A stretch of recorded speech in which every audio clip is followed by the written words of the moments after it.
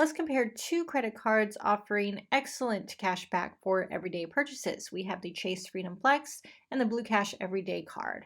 Both of these cards offer a welcome bonus up to $200 for the Chase Freedom Flex and $100 for the Blue Cash Everyday Card from American Express. This bonus is actually going to be a bit higher, and we'll explain that below. So, for the Chase Freedom Flex, you can earn up to 5% cash back, and with the Blue Cash Everyday Card, 3% cash back. Neither card has an annual fee, and both offer 0% intro APR on purchases and balance transfers for 15 months. And both cards have a foreign transaction fee, so probably not the best choice to take with you if you travel outside of the United States. Here's a look at the welcome bonus. The Chase Freedom Flex is offering $200 after you spend $500 on the card within the first 3 months, and the Blue Cash Everyday card has a more complicated bonus, and we're going to break it down for you. So you can earn up to $250, and that's by earning $150 back when you shop with PayPal. And you do that by earning 20% back as a statement credit on purchases when you use your card to check out with PayPal in the first 6 months of card membership, and that is up to $150 back. Then you can earn $100 back as a statement credit after you spend $2,000 in purchases on your new card in the first 6 months. So the Blue Cash Everyday card does offer a higher bonus than the Chase Freedom Flex, though it is quite complicated to earn. Chase bonus is much easier to get. Here's a look at the cashback rewards. For the Chase Freedom Flex, up to 5% cash back on up to $1,500 in combined purchases. In bonus categories, every quarter you activate, 5% cash back on travel purchase through Chase Ultimate Rewards, 3% back at drugstores and dining, and 1% on all other purchases. For the Blue Cash Everyday card, you can get 3% cash back at supermarkets and at online retail purchases and at the gas station, and 1% on all other purchases. Who is a Chase Freedom Flex best for?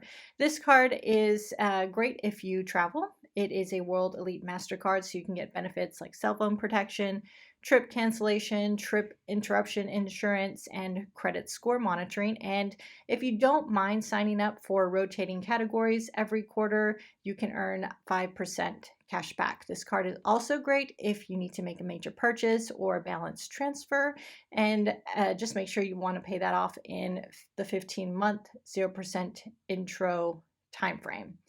And for the Blue Cash Everyday card, this is great if you don't want to sign up for rotating categories, because you can earn still a high amount of cash back, 3% on categories like groceries, gasoline, and online purchases. If those purchases make up a good amount of expenses for you each month, this is probably a great card for you. And again, if you need to make a big purchase or a balance transfer and you can pay that off within 15 months, this is also a good choice.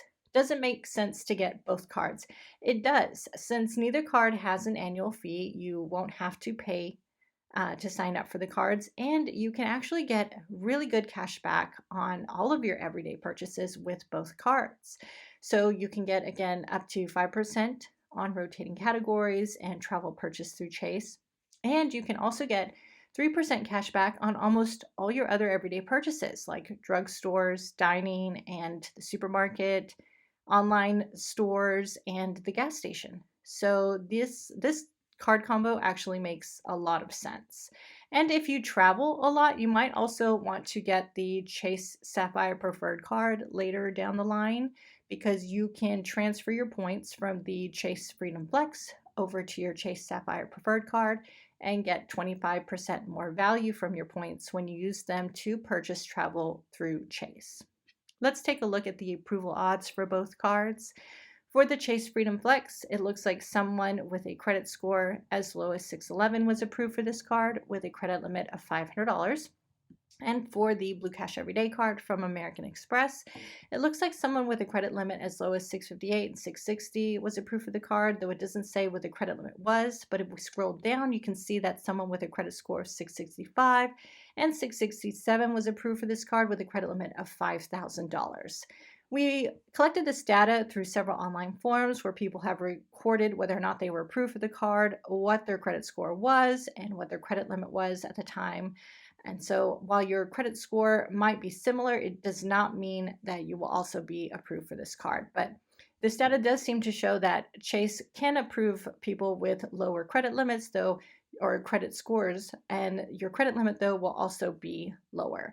If you want to take a look at this comparison, you can visit us at allcards.com.